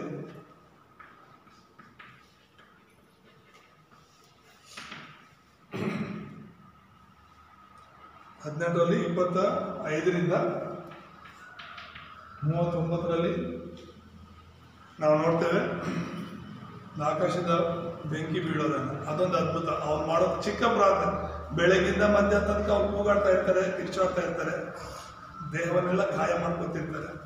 ಆದರೆ ಎಲಿಯನ ಒಂದು ಚಿಕ್ಕ ಪ್ರಾರ್ಥನೆ, ಒಂದೇ ವಚನದಲ್ಲಿದೆ ಅವನ ಪ್ರಾರ್ಥನೆ. ಅವ್ನು ಮಾಡುವಂಥ ಚಿಕ್ಕ ಪ್ರಾರ್ಥನೆ ಏನಂದ್ರೆ, ನಾನು ನಿನ್ನ ಸೇವಕನಾಗಿದ್ರೆ ಈ ಸಮಯದಲ್ಲಿ ಇವರೆಲ್ಲರ ಮುಂದೆ ನಿನ್ನ ನಾಮ ಮಹಿಮೆಗೋಸ್ಕರ ಬೆಂಕಿಯನ್ನು ಸುರಿಸಿ ಈ ಒಂದು ಯಜ್ಞವನ್ನು ಸುಡಿ ದಹಿಸು ಎಂಬುದಾಗಿ. ಸೊ ಆ ಚಿಕ್ಕ ಪ್ರಾರ್ಥನೆಗೆ ದೇವರು ಉತ್ತರವನ್ನು ಕೊಡ್ತಾರೆ ಎಂಬುದಾಗಿ ನಾವು ನೋಡ್ತೇವೆ. ಅದೊಂದು ದೊಡ್ಡ ಅದ್ಭುತ. ಸೊ 7 ಅದ್ಭುತಗಳಿದೆ ಇಲ್ಲಿನ ಜೀವನದಲ್ಲಿ ನಡೆದಿರುವಂಥದ್ದು. ಆದರೆ ಈ ಒಂದು 4 ಅದ್ಭುತಗಳು ತುಂಬ ಮುಖ್ಯವಾದಗಳು ಎಂಬುದಾಗಿ ನಾವು ನೋಡ್ತೇವೆ. ಸೊ ಈ 3 ವಿಷಯಗಳನ್ನ ನೆನಪಿಟ್ಕೊಳ್ಳಿ. ಒಂದು, ಎಲಿಯೊಬ್ಬ ಪ್ರವಾದಿಯಾಗಿ ಹೇಗೆ ಜೀವಿಸ್ದ, ಅದಾದ್ಮೇಲೆ ಅವನ ಜೀವಿತದಲ್ಲಿ ಆತ್ಮಿಕ ಹೋರಾಟಗಳನ್ನು ಹೇಗೆ ಹೋರಾಡ್ದ, ಅದರಲ್ಲಿ ಹೇಗೆ ಅವನು ಜಯವನ್ನು ಹೊಂದಿದ ಎಂಬುದಾಗಿ, ಅದಾದ್ಮೇಲೆ ಅವನ ಜೀವಿತದಲ್ಲಿ ಯಾವ ರೀತಿಯ ಒಂದು ಅದ್ಭುತಗಳು ನಡೀತು ಎಂಬುದಾಗಿ ನಾವು ನೋಡ್ತಿದ್ದೇವೆ. ಮುಕ್ತಾಯದಲ್ಲಿ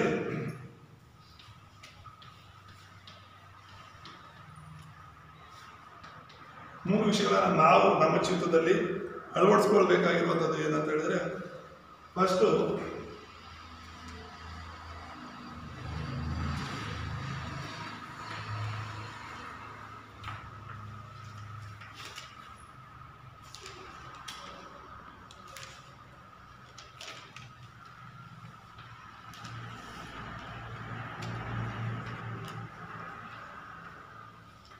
ದೇವರ ವಾಕ್ಯದ ಮೂಲಕ ದೇವರು ನಮ್ಮನ್ನ ಕರೆದಿದ್ದಾರೆ ಅನ್ನೋದನ್ನ ಫಸ್ಟ್ ನಿಶ್ಚಯ ಮಾಡ್ಕೋಬೇಕು. ಅಲ್ಲೂಯ್ಯ. ಅಂದ್ರೆ ಯಾರು ಕರೆದಿರೋದು ನಮ್ಮನ್ನ? ಇಲ್ಲಿರೋರೆಲ್ಲರಿಗೂ ನಿಮಗೆ ಒಂದು ನಿಶ್ಚಯ ಇದೆಯಾ ದೇವರೇ ನಿಮ್ಮನ್ನ ಕರೆದಿದ್ದಾರಂತ? ಇದೆಯಾ ಇಲ್ವ? ಯಾಕಂದ್ರೆ ದೇವರು ಹೇಳೋದು ನಾನು ನಿಮ್ಮನ್ನು ಆರಿಸ್ಕೊಂಡಿದ್ದೀನಿ ಅಂತ. ನೀವಲ್ಲ ನನ್ನನ್ನು ಆರಿಸ್ಕೊಂಡಿರೋದು, ನಾನೇ ನಿಮ್ಮನ್ನು ಆರಿಸ್ಕೊಂಡಿದ್ದು. ತಾಯಿಯ ಗರ್ಭದಲ್ಲಿದ್ದಾಗ ನಾನು ಆರಿಸ್ಕೊಂಡಿದ್ದೀನಿ ಅಂತ ಹೇಳೋದು ಅನೇಕ ವಚನಗಳಿದೆ ಬೈಬಲಲ್ಲಿ. ನೀವಲ್ಲ ಯೇಸುನ ಆರಿಸ್ಕೊಂಡು ಬಂದಿರೋದು. ಇಲ್ಲಿ ನಾನು ಯೇಸುನ ಆರಿಸ್ಕೊಂಡಿದ್ದೀನಿ, ನಾನು ಯೇಸುನ ದೇವರಾಗಿ ಆರಿಸ್ಕೊಂಡಿದ್ದೀನಿ ಅಂತ ಬಂದವರು ಸಭೆಯಲ್ಲಿ ನಿಲ್ಲಕ್ಕಾಗಲ್ಲ. ಅವ್ರು ಇರಲ್ಲ, ಈ ಒಂದು ಸಭೆಯಲ್ಲಿ ಇರಲ್ಲ. ಇವತ್ತೆಲ್ಲ ನಾಳೆ ಬಿಟ್ಟು ಹೋಗ್ತಾರೆ. ಇವತ್ತೂ ನೀನು ಒಂದು ವೇಳೆ ವಾಕ್ಯದ ಮೂಲಕ ನಾನು ದೇವರಿಂದ ಕರೆಯಲ್ಪಟ್ಟಿದ್ದೀನಿ ಅಂತ ನಿಶ್ಚಯ ಮಾಡ್ಕೊಂಡಿಲ್ಲ ಅಂತ ಹೇಳಿದ್ರೆ, ನಾಳೆ ಬೆಳಗ್ಗೆ ನೀನು ಸಭೆಯನ್ನು ಬಿಟ್ಟು ಹೋಗ್ಬೋದು, ಯೇಸುನ ಬಿಟ್ಟು ಹೋಗ್ಬೋದು. ಯಾಕಂದ್ರೆ ದೇವ್ರು ನಮ್ಮನ್ನು ಇಟ್ಕೊಂಡಿರೋದು. ಅಲ್ಲೂಯ್ಯ. ದೇವ್ರು ನಮ್ಮನ್ನ ಯಾರನ್ನ ಆತನು ಪ್ರೀತಿಸಿದ್ರೋ ಅವರನ್ನ ಆತನು ಆರಿಸ್ಕೊಂಡಿದ್ದಾನೆ, ಯಾರನ್ನ ಆರಿಸ್ಕೊಂಡ್ರೋ ಅವರನ್ನ ಕರೆದಿದ್ದಾನೆ. ಆಮೇಲೆ ಹಾಗಾಗಿ ಆತನ ಒಂದು ಸಾಕ್ಷಿಗಳಾಗಿ ದೇವರು ನಮ್ಮನ್ನ ಕರೆದಿದ್ದಾರೆ. ಬರೀ ಸೇವಕನ ಕರೆಯೋದು ಮಾತ್ರ ಅಲ್ಲ, ದೇವರು ಎಲ್ಲ ವಿಶ್ವಾಸಿಗಳನ್ನು ಕೂಡ ಆತನೇ ಕರೆದಿರೋದು. ಬೈಬಲಲ್ಲಿ ವಿಶ್ವಾಸಿಗಳಂತ ಎಲ್ಲೂ ಇಲ್ಲ, ಆತನ ಶಿಷ್ಯರು ಅಂತಾನೆ ಇರೋದು, ಆತನ ಮಕ್ಕಳು ಅಂತಾನೆ ಇರೋದು. ಆಮೇಲೆ ಆತನ ಮಕ್ಕಳಾಗಿ ಸಾಕ್ಷಿಯಾಗಿ ಜೀವಿಸಲಿಕ್ಕೆ ದೇವರು ನಮ್ಮನ್ನ ಕರ್ಕೊಂಡಿದ್ದಾರೆ. ಅದನ್ನು ನಾವು ದೇವರ ವಾಕ್ಯದಲ್ಲಿ ನಿಶ್ಚಯ ಮಾಡ್ಕೊಂಡು ಒಂದು ಎಲಿಯನ ಒಂದು ಕರೆಯುವಿಕೆಯನ್ನ ಅವನು ತೀರ್ಮಾನ ಮಾಡ್ಕೊಂಡು, ಆ ದೇವರು ನನ್ನನ್ನು ಕರೆದಿದ್ದಾನೆ ಅನ್ನುವಂಥ ನಿಶ್ಚಯ ಅವನಲ್ಲಿ ಇಲ್ಲ ಅಂದಿದ್ರೆ ಅವನಿಗೆ ಎದುರಾದಂಥ ಕಷ್ಟಗಳಿಂದ ಓಡೋಗ್ತಾ ಇದ್ದ. ದೇವ್ರ ಸೇವೆಯಲ್ಲಿ ಅವ್ನು ನಿಲ್ಲಕ್ಕೆ ಆಗ್ತಿರ್ಲಿಲ್ಲ. ದೇಶದ ಒಂದ್ ಕಡೆ ಇದ್ದು, ಇವನೊಬ್ಬನೇ ಒಂದ್ ಕಡೆ ಏನ್ ಸಾಧನೆ ಮಾಡಕ್ಕಾಗ್ತಿತ್ತು? ಅವನು ನಿಶ್ಚಯ ಮಾಡ್ಕೊಂಡಿದ್ರಿಂದಲೇ ಎಲ್ಲವನ್ನ ಎದುರಿಸಿ ನಿಂತ ದೇಶ ಬದಲಾವಣೆ ಮಾಡ್ಲಿಕ್ಕೆ ಒಂದು ಅವಕಾಶ ಸಿಕ್ತು. ಆಮೇಲೆ ಎರಡನೇದಾಗಿ ನಾವು ನೋಡುವಾಗ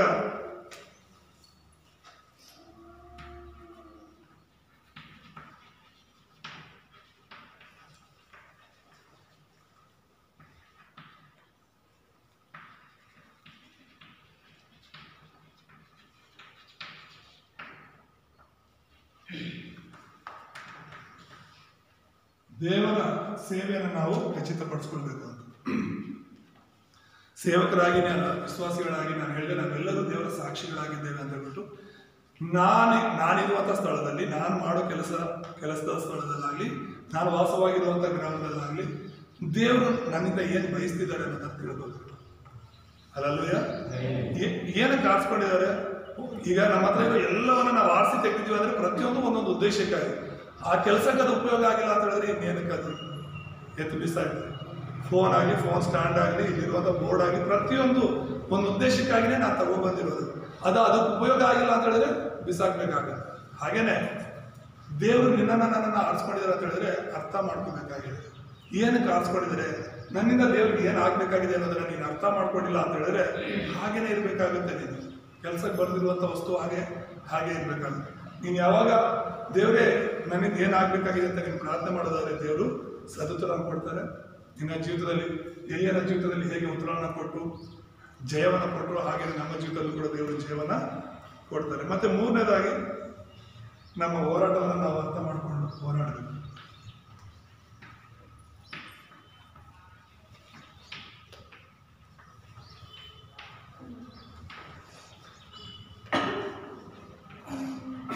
ನಾವು ಆತ್ಮಿಕ ಹೋರಾಟವನ್ನು ಮಾಡುವವರಾಗಿದ್ದೇವೆ.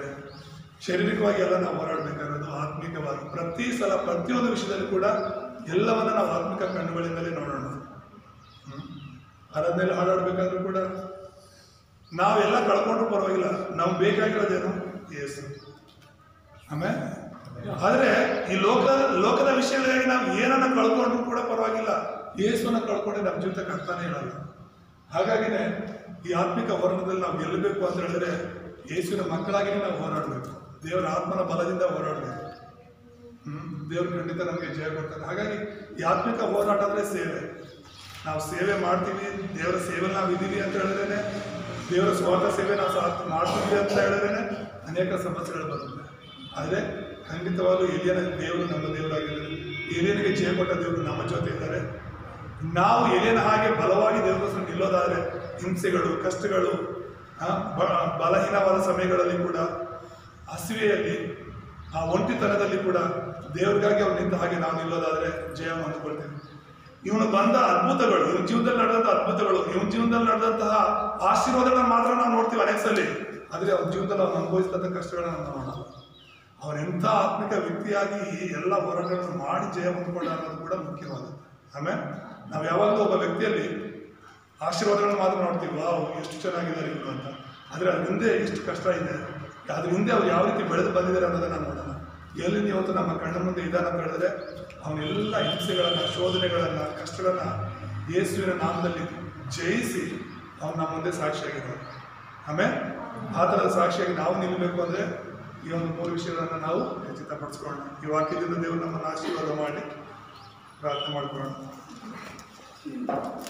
ನಮ್ಮನ್ನು ಬಹಳವಾಗಿ ಪ್ರೀತಿಸುವಂಥ ನಮ್ಮ ತಂದೆಯಾದ ದೇವರೇ, ನಿಮ್ಮ ಪರಿಶುದ್ಧ ನಾಮಕ್ಕೆ ಸ್ತೋತ್ರವಾಗಲಿ. ಈ ಒಂದು ಸಮಯದಲ್ಲಿ ಕರ್ತನೆ ನಿಮ್ಮ ಪಾದದಲ್ಲಿ ನಾವು ಬರ್ತಾ ಇದ್ದೀವಿ. ಇಲ್ಲಿ ಕೂಡಿ ಬಂದಿರುವಂಥ ಎಲ್ಲ ನಿನ್ನ ಮಕ್ಕಳನ್ನು ಆಶೀರ್ವದಿಸಿ. ಎಲಿಯನ ಕಾಲದಲ್ಲಿ ವಿಗ್ರಹಾರಾಧನೆ, ಮೂಢನಂಬಿಕೆಗಳಿಂದ ತುಂಬಿರುವಂತಹ ಕಾಲವಾಗಿತ್ತು.